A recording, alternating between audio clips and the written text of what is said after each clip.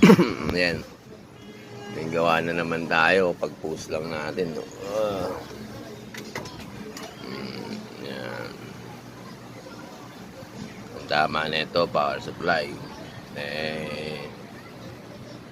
Ngayon natin malalaman kung power supply yan. No? Hindi siya bumubukas.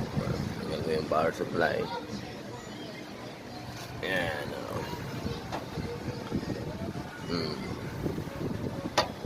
Ayan, bibili yung magpagawa power supply ito.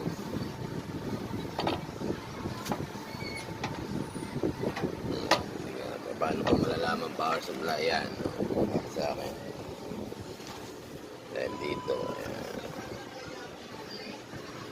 Tinis ko siya. Walang power, wala nang ilaw. Power supply. Isang araw, isang ganito, okay na.